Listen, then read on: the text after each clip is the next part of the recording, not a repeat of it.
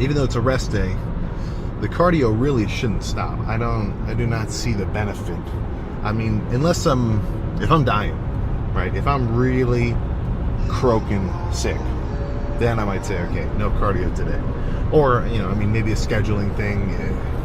Like if it really is going to cut into your sleep, assuming you actually went to bed at a reasonable hour, then I guess that could be a reasonable excuse, just because, I would say time spent sleeping, at least if you're in like a sleep deficit and you're only getting 5 hours, you might be better off getting an extra hour and a half than going to do cardio. But do not take that as though, oh, I should just sleep in. No. That's for the characters who are just staying up way too late for no freaking reason.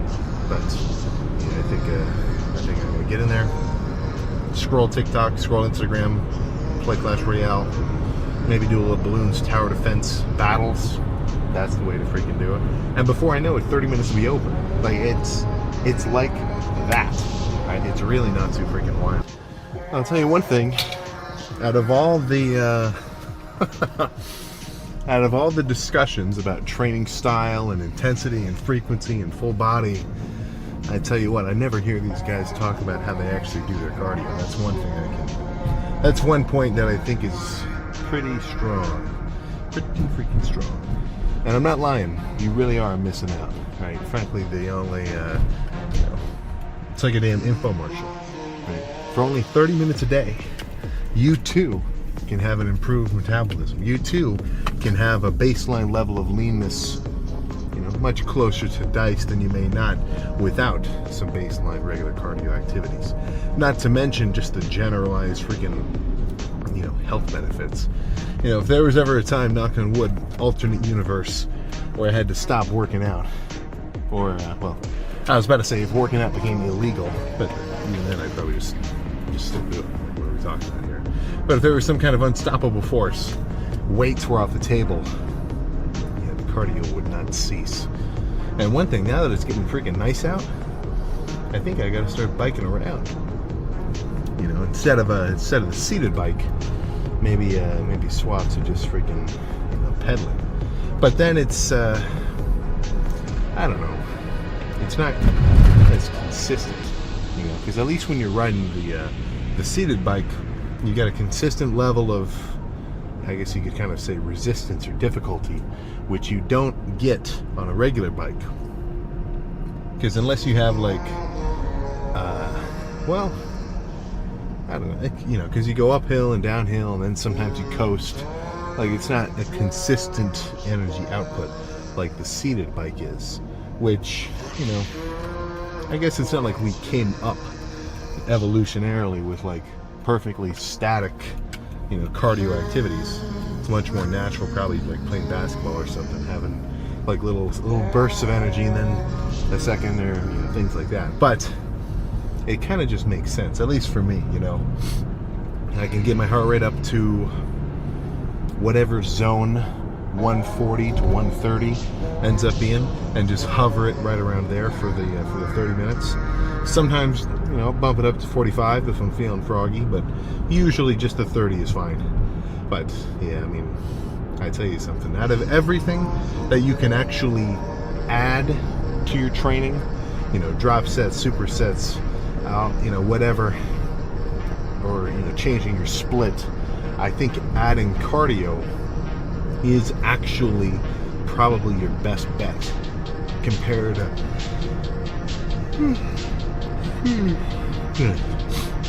anything else.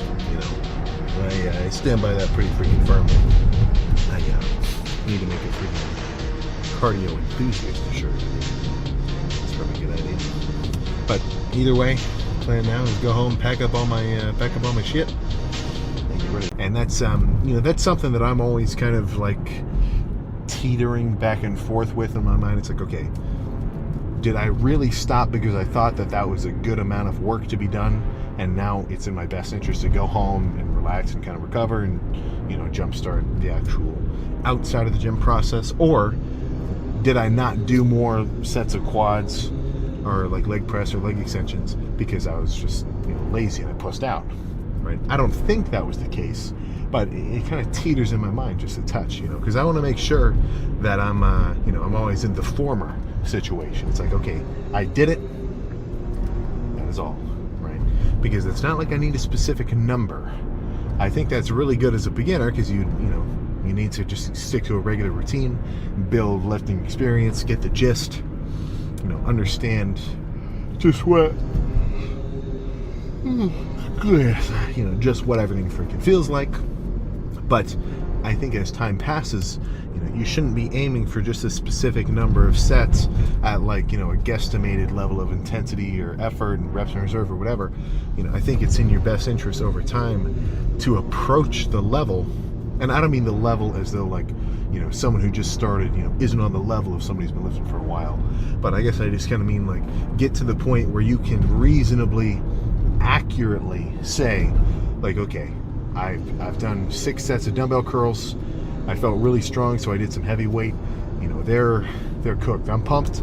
I don't really feel like doing any more is going to give me any more, actual stimulation. I'm just going to be doing more work for no reason, right? And not even that, potentially doing more work to the point where you're kind of overexerting yourself on that specific workout, and then making yourself recover in a way that is not muscle, gaining. That's just, soreness inducing, right?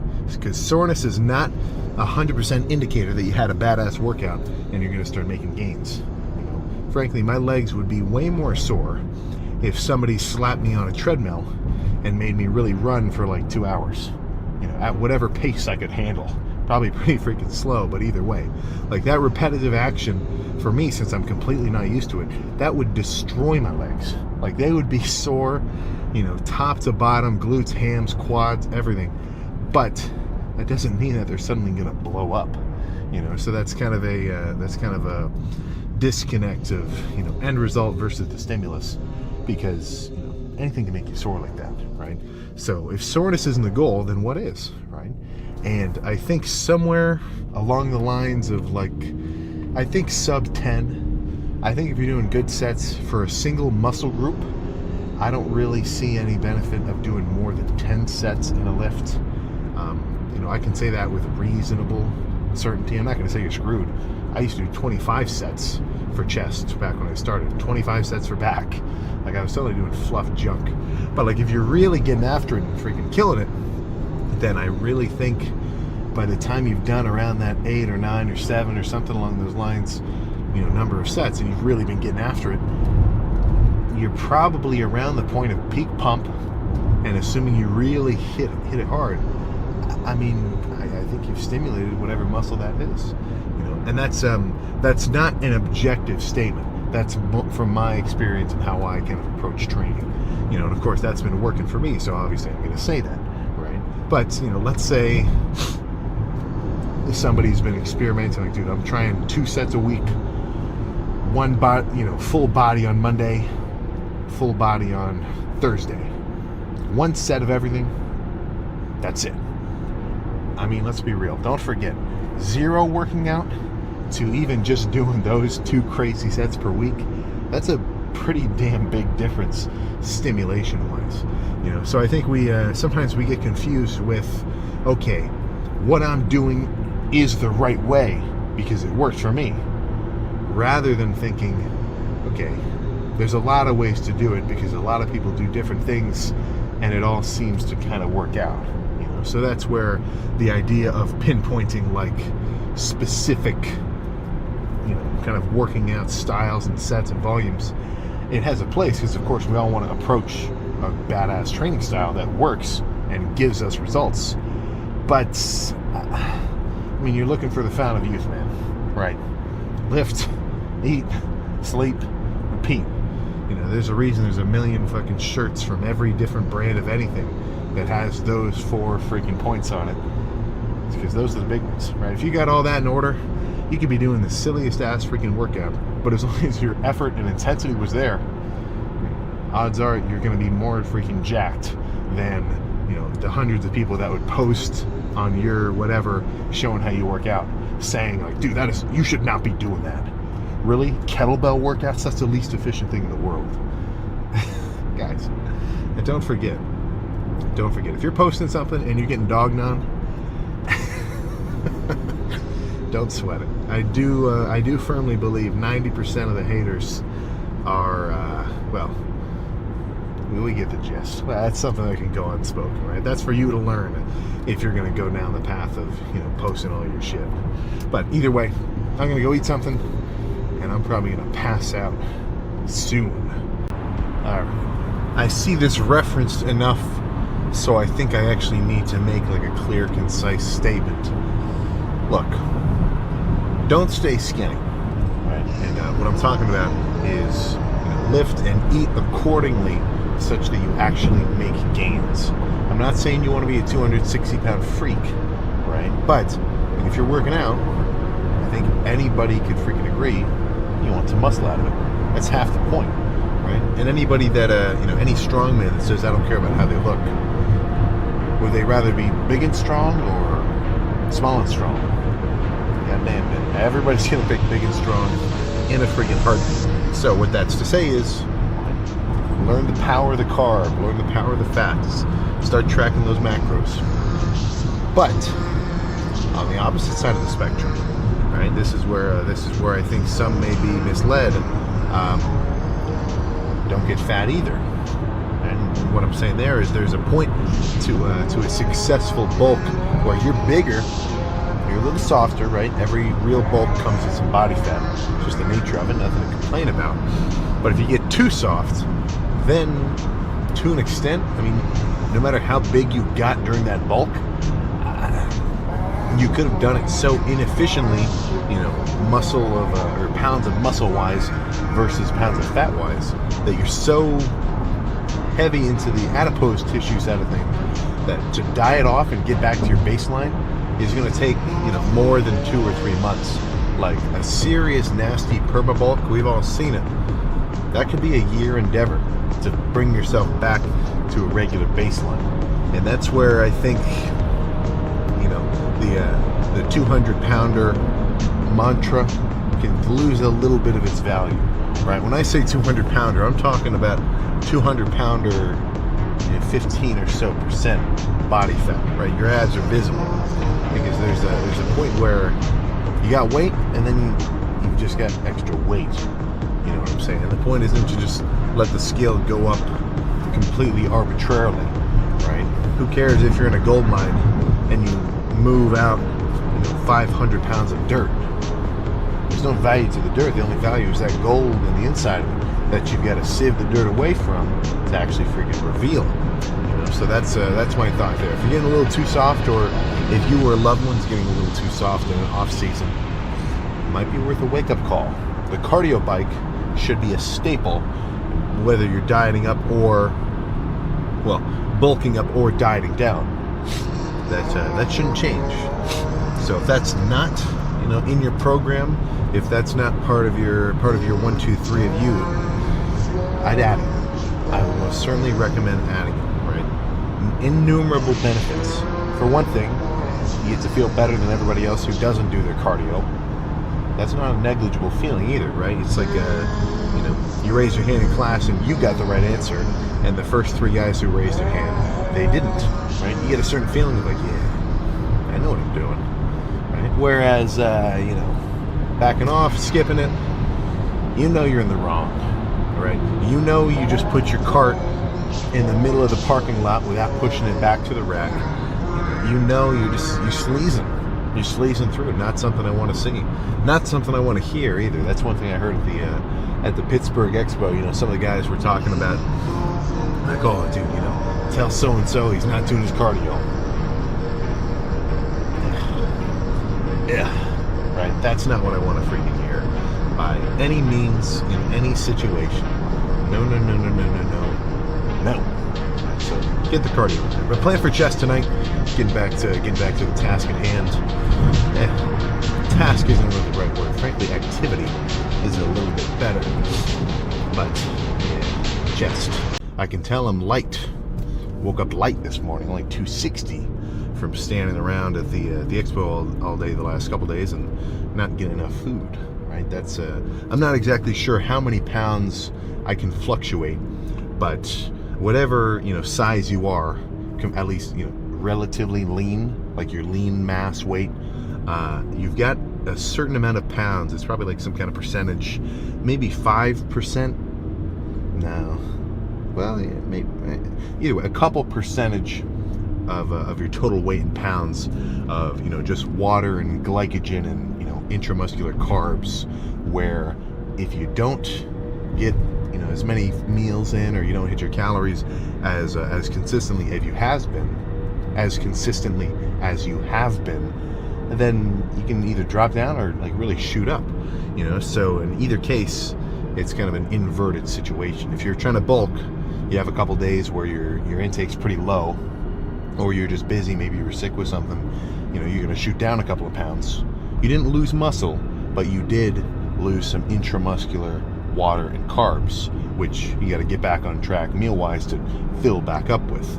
Because as far as I'm concerned, with my like how I think about it, is my best scenario to gain muscle and get bigger is when I'm fully carbed up and I've got a lot of intramuscular kind of stored energy to really, you know, not only fuel the workouts but also fuel the recovery afterward, right? So I want to be in full carbed up state as much as possible.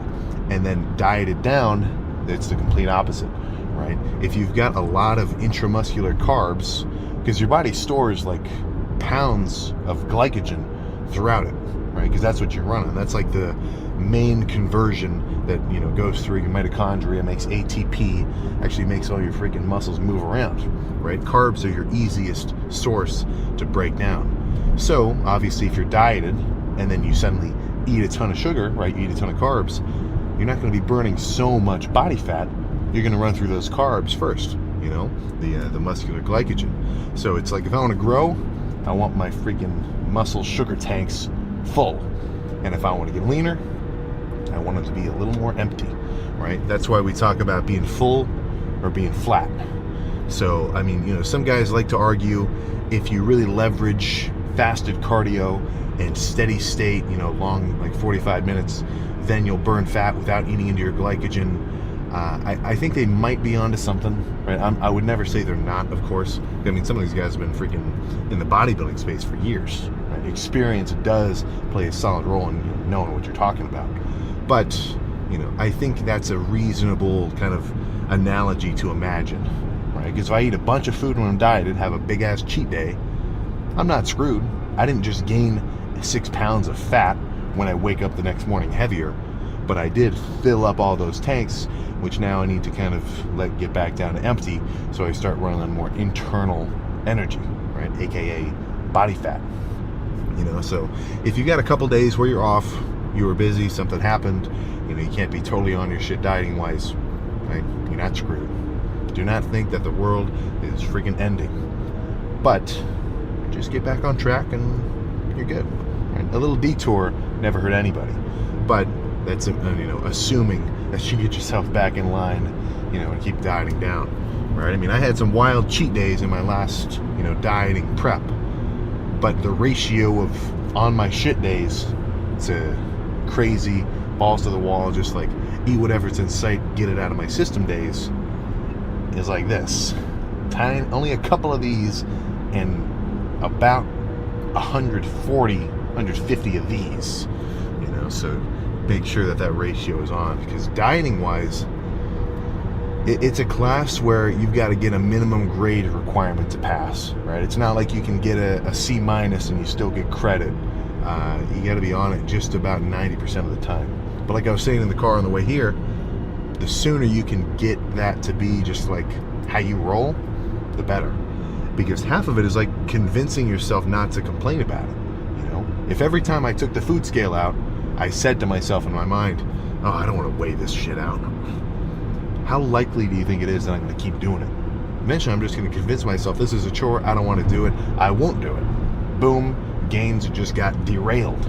Whereas, you know, I'm getting some food, don't even think about it, just grab it, weigh it out, plug it into the macro tracker. That's the way to do it, I feel, right? You want to give yourself a routine that's smooth enough that you can actually do it consistently. But half of that is, you know, just getting yourself into that routine anyway, you know. So it's kind of a fine line. Because if you overdo it and you burn yourself out, then you're screwed. But if you take it too easy on yourself, then you're never going to make any progress in the first place. So there's that fine line in the middle, where if you can imagine yourself where you want to be in the future, or just look at anybody else who you want to kind of emulate their results and kind of picture what it's going to take to get there, easy ass motivation, right? It's going to be a lot easier for me to put down meals when I'm not really feeling extra hungry, knowing that 𝒮𝓀's ass is like 25 pounds heavier than me, and I'm not even, I still got a whole off season left, right? So that's a good hype up kind of idea that gets me going. So eventually you get to the point where you're watching a TikTok edit while you're grubbing, just to kind of get you into the zone of it.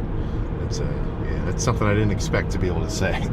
But either way, good arm day, getting back on the regular routine, and I can foresee I will be 266, maybe 265 or so in just a few days, back on my regular kind of gradual schedule.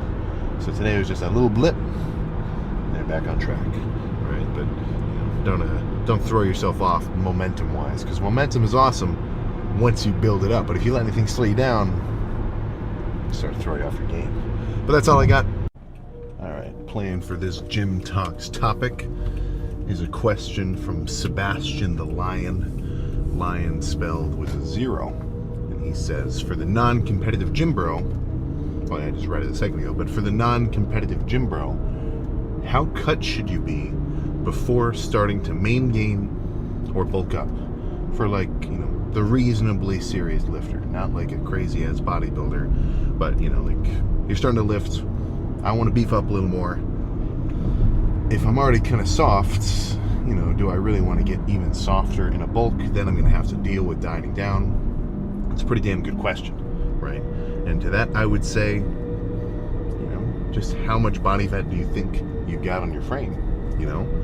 Because as a beginner, you've got a lot of leeway. Let's say even a year 1, year 2 lifter, purely from eating your protein intake per day of, let's say you're a 200 pounder, eat 200 grams, you're a 150 pounder, eat 150 grams, all from at least reasonably quality protein sources, combined with working out and just eating foods that you're hungry for, that's going to be enough to make some pretty significant gains, at least as long as you're in the gym. Stimulus from the workouts is intense enough to actually elicit kind of a necessary response. But let's say we're kind of looking at someone who's a little bit plateaued, you've been working out for a year and a half, you would no longer consider yourself making super quick newbie gains.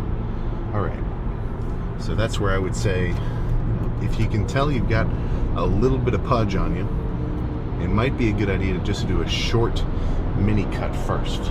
And I almost don't even like the phrase mini cut, because it's still a calorie deficit. It's just over kind of a relatively shorter period of time than most people would think. But kind of preemptive to starting a bulk, it's not a bad move. It's kind of weird if you haven't bulked up or cut down yet, because once you're in that cycle of things, then it's pretty easy to decide when you should cut down or when you should bulk up. Because if I just finish this bulk in September, I'm not gonna think to myself, oh, all right, let's start another bulk. It's just time to cut it and then switch back over, right? But if you haven't done either yet, then you might be a little curious. All right, well, do I want to get a little leaner first and then pack on size, or should I just try to pack on size even if I think I'm a little soft now, and then deal with it later? Which I would argue, whichever one you think will leave you at the end of that bulking phase with the most reasonable amount of body fat on your frame. When I see guys bulking up and they get a little bit softer, you're still in the green, right? You're still basically within range of how bulked you can get responsibly if you don't get a certain level of body fat, right? Because if you got, I see guys running around now where their bulk it's taken to an irresponsible degree. I think I'm to blame a little bit. I was talking all my stuff about all the crazy junk food and everything else, but keep in mind that was with cardio, crazy workouts every day, actually burning through some of those calories as well. But if you know somebody who's taken the bulk too far, yeah, not awesome, right? Because you're really setting yourself up for failure. Because if you get too soft, when you try to cut down later, it's going to be so just freaking troublesome to lose all that body fat that you're going to diet for way longer than you preferably like to, and in the process, strength loss, probably some size loss as well. Then you got to build all that back up. So I guess if I had to make a guess or an estimate, if you're around 15-ish% body fat type of guy, you've been lifting, you're repping 185 minimum.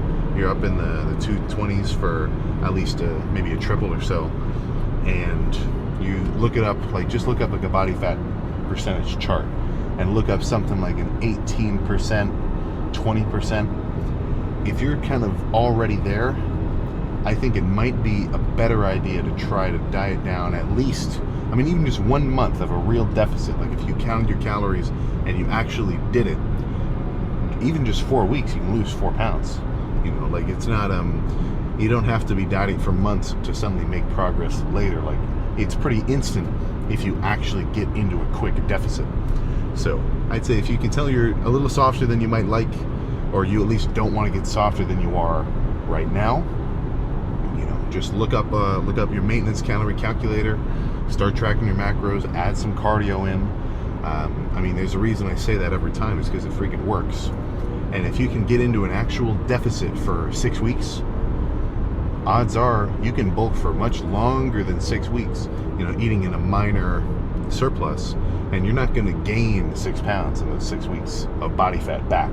It would take much longer, so excuse me. But yeah, if you think you're a little on the softer side than you would prefer, it's probably a good idea. 2-month deficit, 6-week deficit. Actually do it. Don't just cheat. Just because you feel yourself getting a little bit weaker, that doesn't mean back off on your lifting intensity. Frankly, the weight, if you kill it, if you're actually pushing your sets as hard as you can to failure, the actual weights that you're lifting, the numbers themselves, are kind of inconsequential, right? If every cable stack, I guess these ones all have numbers on them, but if all the cable stacks in my gym didn't have numbers on them to tell me how heavy it was, or all the dumbbells were unlabeled and I didn't know how heavy each one of them was, just by feeling, I'd be able to reach a weight where I'm like, okay, this is pretty heavy for me right now. I'm going to take this weight as hard as I can, right? So if it's a heavier set, then, heavy might only be 40 pounds, right? Look at the last couple lifts I was doing in the, in the prep, the last few weeks getting ready for the Vegas show and the Arnold. I don't know what I was curling. Definitely not the 65s or the 70s. I was going much lighter, but the set still felt heavier because, even though I was temporarily in a weaker state, not moving around as much weight, the weight still felt the same. Do you get what I'm kind of saying? It's like if I got under a 5-plate squat, and that's as much as I could do for 10, and some other younger guy, or not younger, but just less experienced lifting wise, got under 2 plates, and he could only do that for 10, then we're both feeling the basic equivalent weight, right? And if we both take that set to failure, then we're each pushing it to the same level of intensity. And honestly, I think that's a really good way to look at it, because then it's, it's not so much, oh man, that guy's lifting so much more weights than me, right? If you really kill and you take a set extra hard, you're actually squeezing the top, you have somebody help you with some assisted reps or anything else, and you take a set to failure or beyond, there's nothing else you can do, so I guess that's my logic.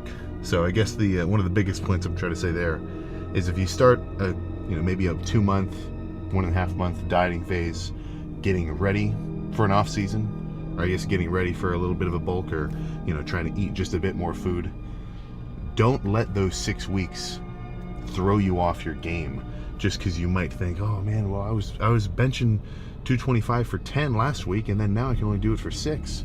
Oh, right? Because that is a very classic situation where it's, oh, I'm losing strength, I got to eat more food. My lifts are going down, I got to eat more. And then, you know, that's just holding you back from making the actual bulking progress that you wanted to later, because, you know, you're not giving yourself a little time to set yourself up in the beginning. You know, when somebody's building a skyscraper, they don't start with the windows, right? They don't start with the freaking top. They start with the with kind of the boring part, just digging out this foundation, filling up with concrete and rebar and everything else, and then starting to, you know, creep it up. I mean, it takes a while before it actually looks like anything cool. You know, so that's where time is on your side, because, I mean, shit, man. Do you remember when you graduated high school? Do you remember when you, I mean, back when you were a kid, like riding bikes around the city or something? Like, I mean, I'm sure it's not so different for you than it is for me. Like, it feels like time passed by like nothing, you know? So that's where I say, just at least go for it now. And I'm sure your future self will not regret it. Or maybe if you did for some crazy reason, at least you can say, man, my freaking hamstrings are huge. These are nuts. And I got a freaking question for you to potentially ponder over. How long can you be locked in for? How long do you think you can theoretically lock in, you know, a year, 2 years, 3 years, 5 years, 10 years? You know, how many and this is just fitness, but it branches off into regular life, I feel. But, you know, how long can you consistently give yourself an hour, hour and a half, maybe 2 hours a day? 2 would be kind of long. Let's say hour minimum to practice something that you like. Working out's one of them. And, you know, have that not be the challenge, right? It's and that comes down to a simple kind of belief system, I feel, right? Because if you were to ask that question to somebody, you know, let's say you got a lie detector that actually works, so you know if they're telling the truth or not, and, you know, they barely work out 10 days a month, which is such a crazy system of, like, half in, half out, 1 foot in, but still not really jumping over the edge yet. Because, I mean, how many people don't work out at all? And then how many people work out and they're locked in for real? It's a very small percentage, I feel, or at least relatively, or just on the fringe, where they dabble but they pull back. You know, they're honestly, it's the worst of both worlds. You're getting no gains, and you're only getting like the same repeated, like basically first few weeks of working out, where it's just basically difficult. You know, you're not really getting the fun out of it yet, right? So if you were to ask anybody like that, were they, you know, I mean, I've heard it before. Oh, you know, I was good in the summer, and then, you know, I got back to school. You know, I just, you know, took a couple months off. Do you think they would really have a confident answer and like, yeah, I can guarantee I'm gonna be locked in the next year. I can guarantee I can lock in the next 3 years. I can guarantee I'm gonna do my cardio consistently. I can guarantee I can get after it. And you know, don't be fooled. I'm not saying this as though like you have to do it or else I'm gonna think less of you. Right?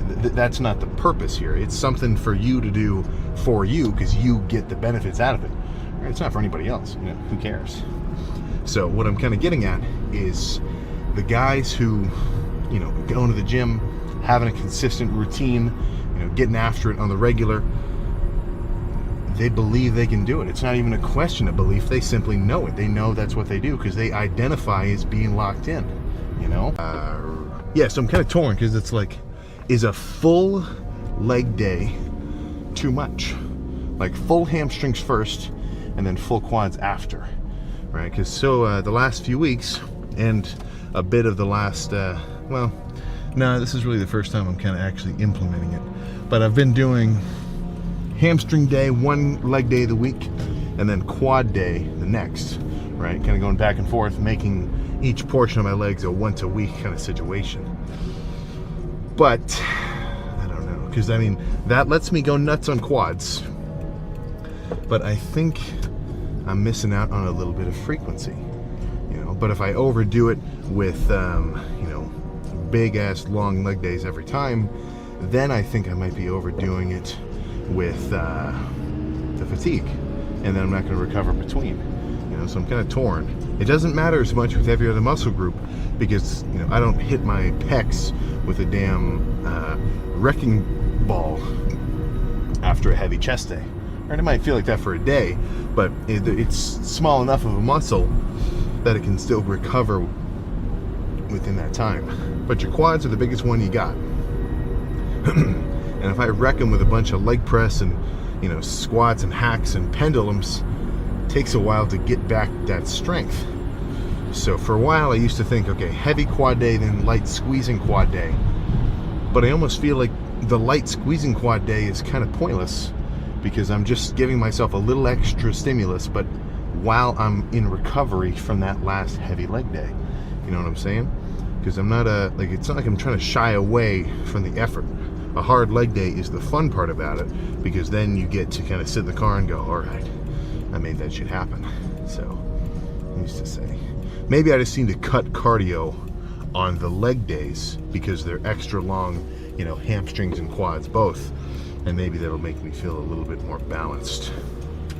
Plus, that would kind of save my quads from getting a little bit even pre-fatigued with the bike the morning before.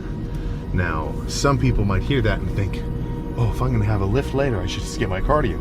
So that makes me, you know, want to kind of rescind that statement just a touch. But we'll see. I'll keep trying it like this for a little while, see what happens.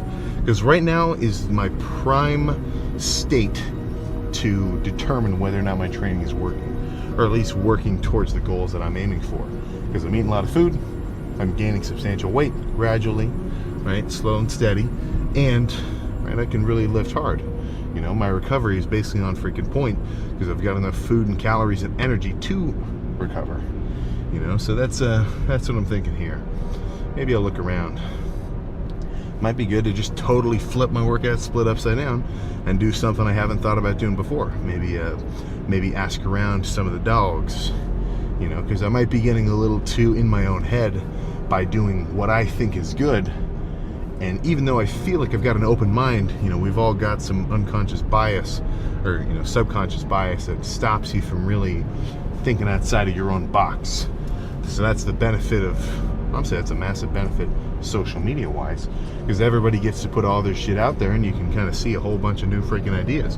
Whether you agree with them or not, at least they're from people that are thinking in a different way than you usually do, and that's a good chance for you to reflect and think, okay, yeah, right, haven't thought about it that way. Maybe, you know, maybe I should improve my frequency. Maybe if I really want my chest to come up, I should hit it every other day, or every other whatever amount of days, and then back off the frequency of every other body part to kind of bias it. You know, so there's a lot of ways to look at it, right? But the best way is obviously whichever one you're doing, whichever one you're actually going about and making shit happen with. You know, because apart from that, it's just conjecture. You know, so that's where, honestly, I think the best discussions about training and styles and splits and frequencies, they're not done back and forth between us, you know, making videos talking about training. You know, it's two guys who know their shit, at least to a degree, who are talking about their training in the gym. You know, nobody's there to watch them. They're not trying to prove anything to anybody else about how freaking smart they are. You know, they're just trying to get down to the big picture of, I've been doing this and this works for me. What have you been doing that works for you? Maybe I should copy some of that. You know, I think that's where the best discussions actually happen. Because frankly, I mean, half of all online arguments, and by online I mean like social media back and forth, videos, comments, etc., it's not because anybody's insanely passionate about their real point of view. You know, nobody's trying to be a freaking martyr for dumbbell preachers. Right? People just love to argue because it's fun, right? It's kind of a baseline human sort of state. Because being right in your own mind and then trying to convince others that you're right and that they're wrong, it's pretty classic behavior. You know, look at any Instagram comment section that you know, has anything to do with working out, or, you know, really anything. You're going to see paragraphs. You're going to see pages upon pages of back and forth about why this guy is a total idiot and why the writer is a damn near genius with an IQ of 145. And I'll tell you something, I ain't reading all that. Right? I ain't reading all that. You know, that's all I gotta say about the freaking matter. Like a full day on a plane, if you didn't bring meals with you, dude, that can throw off your game. I'm talking like steady gains, crash. Right? Like I think the steepest loss from like morning weight to morning weight probably like 6 or 7 pounds maybe if I really didn't eat or drink anything. And then it's almost like from my stomach's perspective, oh, we're not eating a bunch of food anymore? Finally, right? I can chill. Because your body doesn't want to grow. At least, not once you're kind of relatively full grown. If you're like 13, it's a little different. But you don't really want to bulk up or cut down. That's why it's so difficult to make these changes to your body's composition, because it just wants to stay the same. Like, frankly, from your build's perspective, it wants to eat the same amount of food every day, drink the same amount of water, do the same amount of activity, get the same amount of sleep, and just stay very consistent, right? So for you to take control over that natural instinct to just remain stagnant, it's not a super easy thing to do. It's not impossible, and honestly, it's not the most complicated either. But it's just these little things being consistent on the regular, right? Meals, calories, sleep, drinking a freaking ton of water, cardio. I would, you know what my stance is there. I don't even have to get into it. And then that's really what's going to separate guys who have successful off season, successful kind of bulking, gaining phase or phases, versus guys who are sitting around, man, I'm eating 8,000 calories a day, but I'm not growing.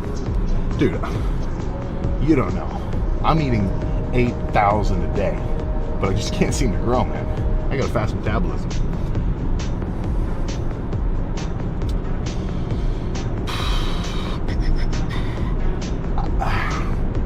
I don't have a rebuttal.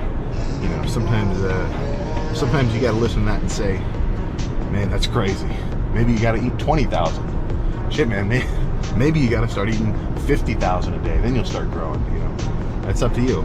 But if I'm being a bit more real, we know the drill. And anybody who's, if you know anybody like that, I don't think there's a good separation. There's people who overestimate their calorie intake. That's this group right here. And then there's people who track their calories and who get it. They get the cardio, they get the calories, they understand like holding water, holding carbs, being depleted. And these two do not overlap.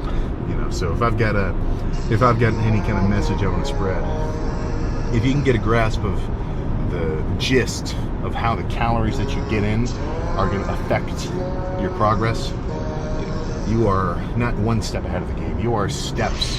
You are leaps and bounds ahead of the game. So that's my finisher kind of statement there. So send that to anybody who kind of maybe they haven't been tracking, and maybe they're not exactly sure what 50 grams of carbs of rice even looks like, right? So that's all of our responsibilities collectively, right? To try to spread the good word. If it's just you and you've got this specific goal, you say you want to do something, and there's nothing else to hold you to it except for yourself. I mean, we've all been there, right? You're dieting down, at least if you have been there. You go in the fridge, you go in the pantry, you grab the ice cream out of the freezer. All right, I've got this specific goal, but this is going to feel good to do right now, and it's going to interfere. Screw it, let's just get some scoops in here. Finish a whole pint of Ben & Jerry's, and then you got to say, shit. Fuck. But I guess what I'm getting at is, if you're working out currently, pretty locked in, you've got enough time to put a lot of energy into it. Nothing's really stopping you from having a pretty solid routine. That is incredibly valuable. And, I see it, I see the comments, not like a ton, but sometimes. And it's guys where they're, who's to say if it's a true thing? Some guys are just trolling, but like it's comments, oh man, I wish I would have locked in harder when I was younger, right? I worked out pretty consistently, but I never took my diet seriously or anything else. So that's kind of the cool part, I guess, of sort of giving yourself putting yourself in a position of having a specific time frame to make some shit happen. Because then, like I just said a second ago, you'll either hit it, prove to yourself you can do it, or show yourself, okay, I got to put more into it if I really want to make this happen next time.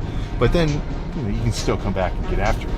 The problem is if you don't have an event like that, if you don't have a time frame like that, or anybody to hold you accountable, then that reflective moment of, oh man, yeah, I could have done more. That might happen far into the future by the time that you can no longer go back, right? I mean, I'm not one to say it's never too late to get into the gym. Quite the freaking opposite. You know, anybody of any freaking age and any freaking, you know, endeavor or, you know, way of life should all be pumping iron, at least, you know, to a reasonable degree. Progressive deterioration, right? You're not cool for benching with a really hurt rotator cuff. Some people need to hear it like that.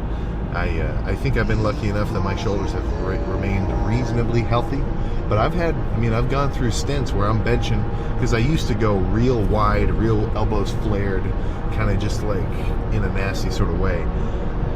Oh, I've had some crunchy reps of bench, that is for freaking sure.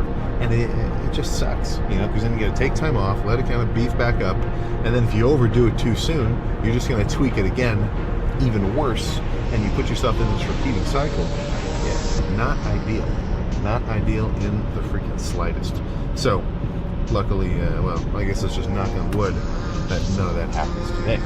I used to be a diehard, only start with heavy pressing kind of guy, because in my mind it's like, why would I want to tire myself out before I do bench with flies? That doesn't make any sense. I should just do the bench when I'm fresh and strong, and then do lighter squeezing movements after. Think with a closed mind. You know, not to say that approach is bad, but to do flies first and then move on to heavy pressing, nothing wrong with that either.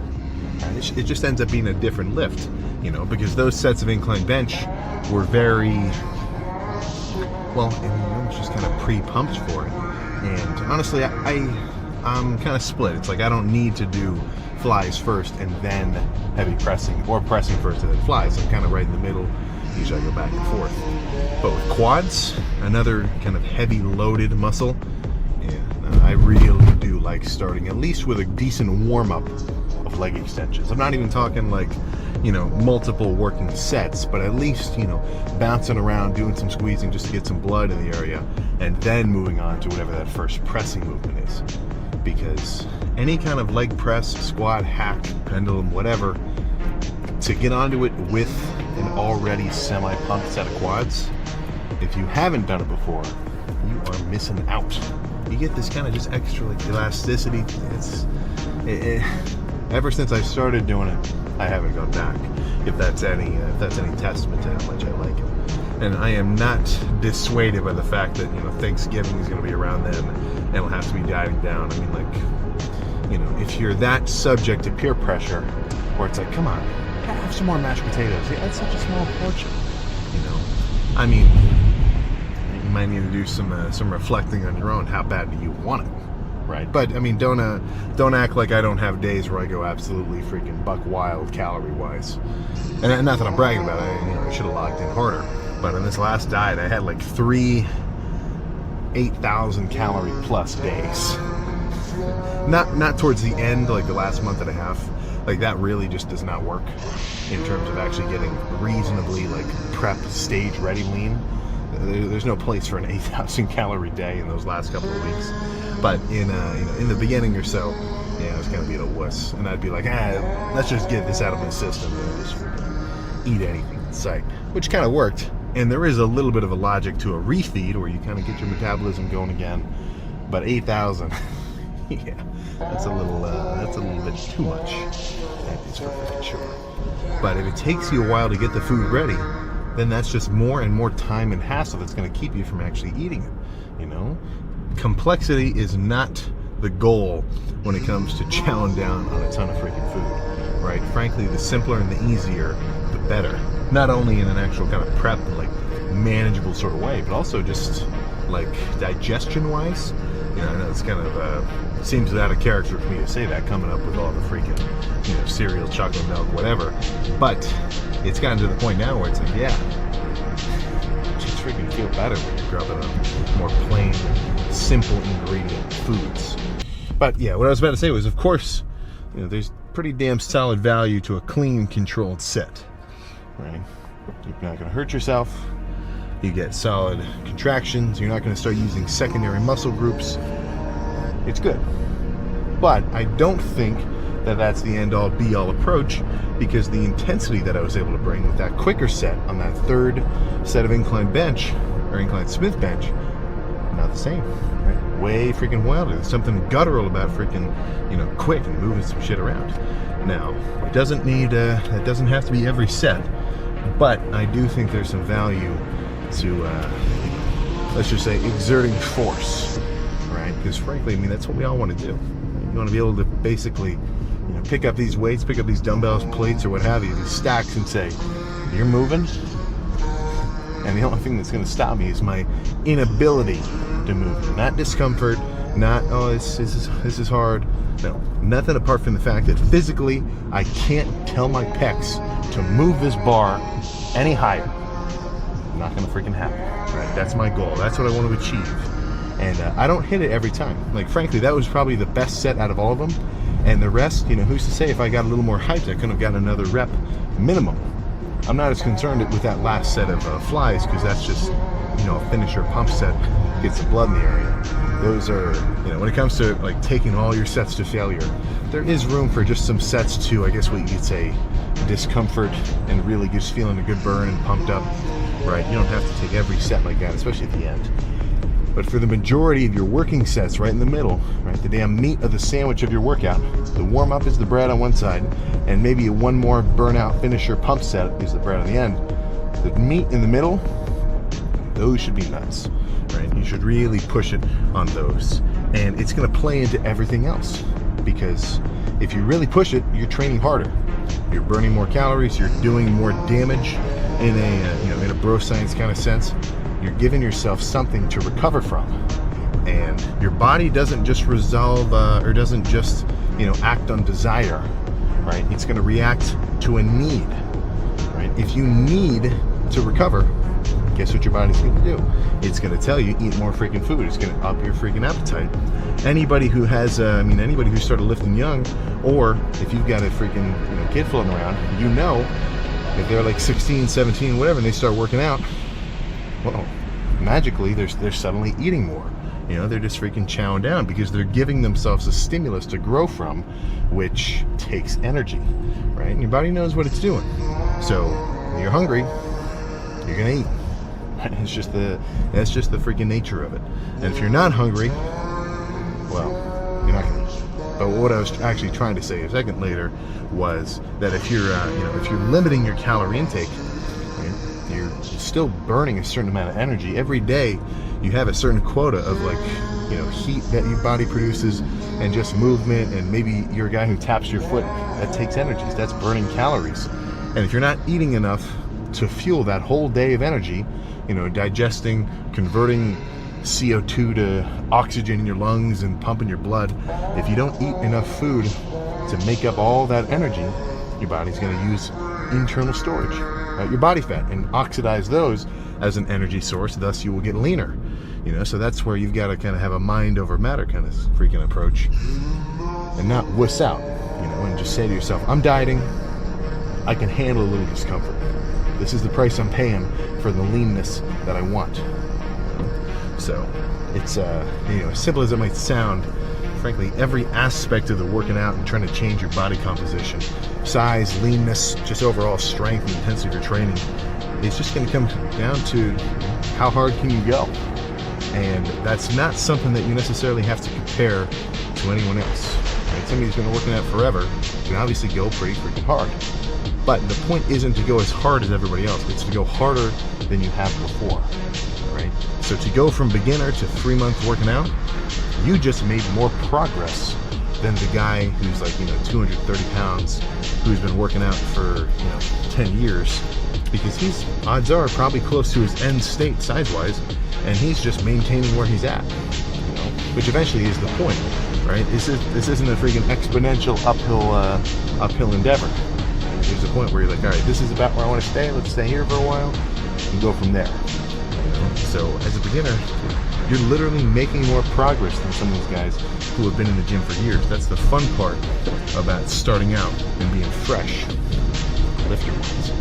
So just try to keep that mentality, because if you start thinking about temporary positions, who has more gains, who's further ahead of me, that's just gonna throw you off. It's just gonna fucking, you know, tear you down, right? Comparison is certainly the thief of joy, unless you're comparing yourself to yourself in the past, right? Now, I don't always think like this. Of course, I'm not a monk, so, you know, I'm thinking of guys who are still ahead of me in freaking every endeavor that there is.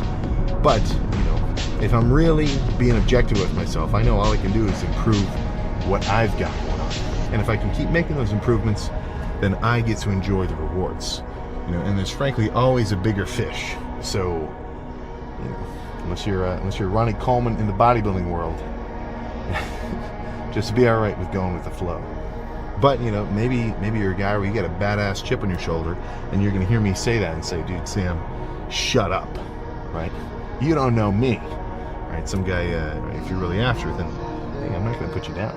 You know, that's a freaking way to go about it. As long as you know how to keep up that energy, right? Some guys, I mean, you've seen it, you know, I'm going to be the next blank. I see the TikTok posts, man. I've been scrolling, right? If you've been posting fitness content, odds are I've scrolled past it on my phone, right? I'm a phone addict. I got to work on my screen time, but that's neither here nor there. And I see it all the time. You know, guys are starting out, they post everything, they're getting all gung-ho about it. You know, just get ready for the fact that it's a long-term kind of thing. And if you can be comfortable with that, right, and look at it on more of like a month-by-month, year-by-year frame instead of like a day-by-day, hour-by-hour, dude, you're unfreaking stoppable.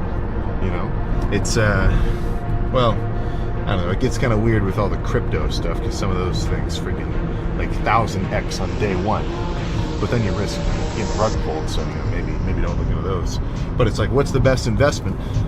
Just simply not blowing all your shit on something and taking it slow and steady, right? So get yourself into a routine that you can do. Keep cruising, right? Eventually you will freaking make it. I mean, even before you know, motors and big ass shipping containers, we were going worldwide across the seas with damn paddle boats and sails, right? It's not the quickest thing. It's not a damn speedboat, but you'll get there. So I try to think about that a lot. That's the end of my shtick. You've got 10 years in your 20s, right? You've got 10 years in your 30s. You got 10 years in your 40s, and they disappear. They're gone, right? And there's no undoing what happened during them. So, if that's the case, and you're at least reasonably concerned with, you know, how you're gonna feel personally about your life in the future, then at least in some small vector or field, I think it's an awesome idea to go crazy hard at something and really push yourself to at least what you might call the limit on, you know, any given sort of thing.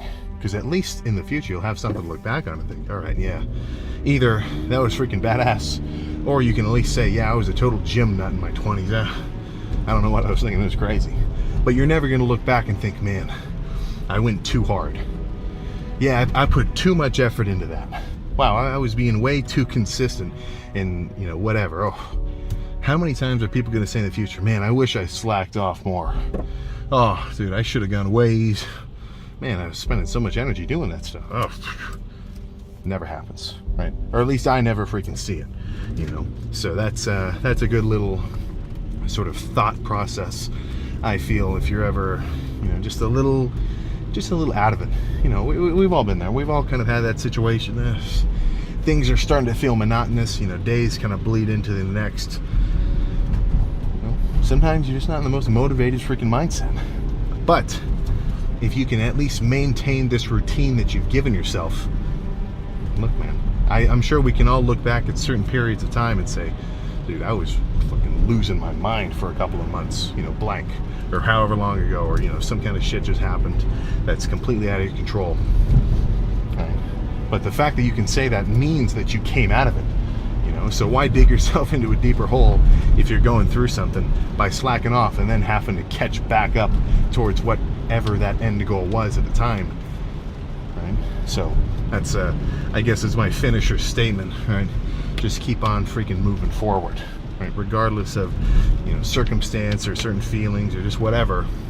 Because at the end of it, you'll always be able to look back and think, all right, well, you know, at least I did something, right? Because just sitting around doing nothing, no fun. Absolutely no freaking fun whatsoever.